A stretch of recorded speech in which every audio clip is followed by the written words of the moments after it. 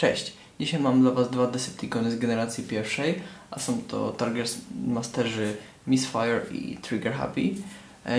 Niestety nie posiadam ich partnerów, ale same figurki same w sobie są bardzo fajne. Także pokażę Wam, co oferują. I muszę powiedzieć, że te figurki są zniszczone przez czas, także nie są super dobrym stanie, ale wydaje mi się, że dają dobry obraz tego, co można się spodziewać, i udało mi się je kupić od kolekcjonera z Polski, także dziękuję mu za to i powiem Wam, co poprawiłem w nich i przejdźmy może do prezentacji. To jest Missfire.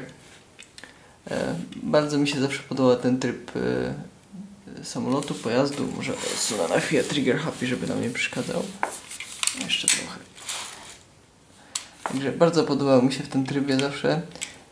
Bardziej jako wersja komiksowa czy rysowana niż to, co mamy tutaj. Tutaj mamy kokpit troszeczkę za duży, ale mimo wszystko, nie wiem, jest coś w tym kształcie, co mi się podoba. Jest taki futurystyczny, nietypowy.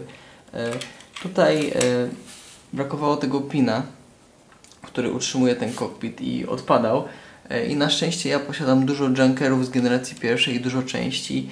No i wygląda na to, że stosują uniwersalne piny i udało mi się wsunąć metalowy pin z innej figurki i teraz wszystko się trzyma.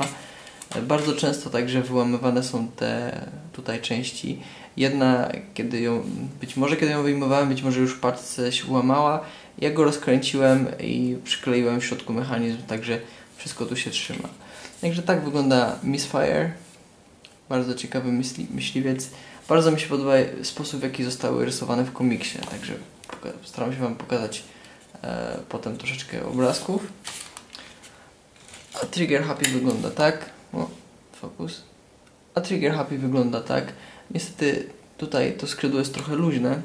Jak widać, tutaj montował się Target Master. W przypadku Missfire'a to było tu. Trigger Happy ma już troszeczkę lepsze proporcje, powiedzmy. Tutaj ma kokpit mniejszy niż Missfire, chociaż to może być na dwie osoby, więc nie ma z tym problemu. I jako pojazd latający myślę, że Missfire podoba mi się bardziej, ale Trigger Happy także jest ciekawy. Także tak prezentuje się w tej formie.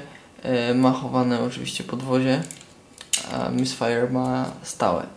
Także zanim przejdę do transformacji, tutaj mam jakąś taką dziwną rzecz. Może zacznę transformować i pokażę Wam, o co chodzi. Przy czym obracając te nogi muszę uważać, żeby tutaj jakoś nie zahaczyć o to. Nie wiem dokładnie, w jaki sposób są wyłamywane, ale będę się starał tutaj uważać. I tutaj mam jakąś taką część czarną. I na innych zdjęciach nie wiedziałem, co to jest, także nie wiem, czy tu czegoś brakuje, czy to było przyklejone. Postaram się jeszcze do tego dojść potem, ale transformacja, jak widzicie, zaczyna się w ten sposób. Może poprawię trochę kąt kamery.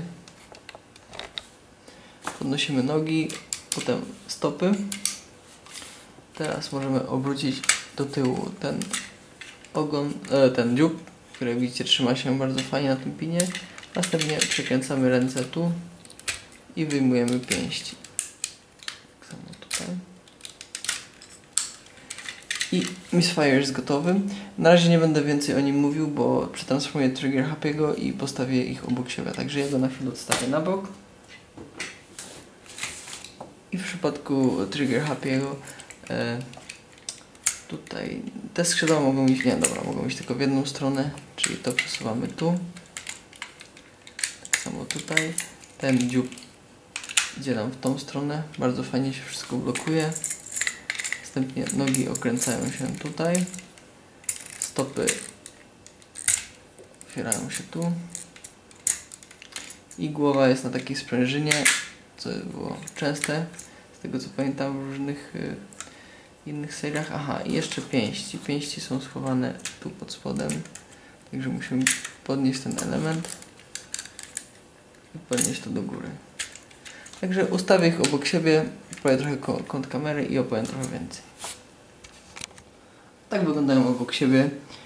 Jak widać, w sumie razem mają dobre proporcje, ale no niestety Missfire ma troszeczkę za małe ramiona, za duże nogi, a w przypadku Trigger Happy'ego jest na odwrót. Ramiona są duże, a nogi są małe, także no wielka szkoda, ale myślę, że gdyby ten Target Master, czyli mała figurka, która zamienia się w działko, była obecna, to mogłaby trochę wizualnie przedłużyć te ręce i wyglądałoby to trochę ciekawej. I na pochwałę, jak to było w wszystkich, moim zdaniem, Target Masterach, zasługują głowy, które są bardzo fajnie zrobione i tak jak mówiłem, bardzo mi się podoba sposób, w jaki rysowane są te figurki w komiksie.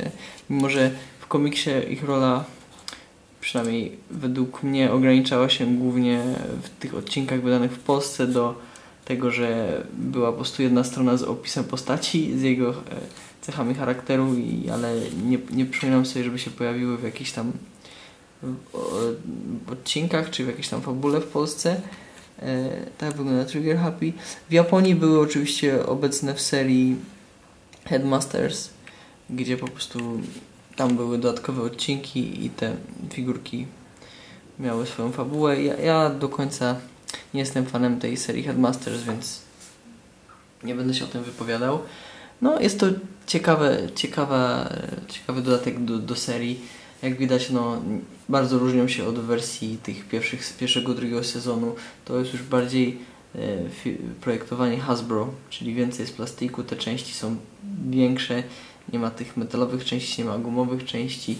Tutaj, jak widzicie, Trigger Happy ma pożółkłe nogi od jednej strony, także nie wiem, czy to jest inny rodzaj plastiku, ale podejrzewam, że być może jest troszeczkę składakiem, że po prostu wymieniono mi części od innej figurki i podmieniono na części przepożółkłe, no ale mi to specjalnie nie przeszkadza.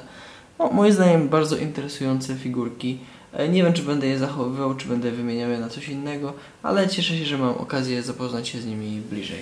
Także to jest Trigger Happy i Missfire, Target Masterzy z generacji pierwszej i dziękuję Wam za obejrzenie tego filmu i zapraszam na następny.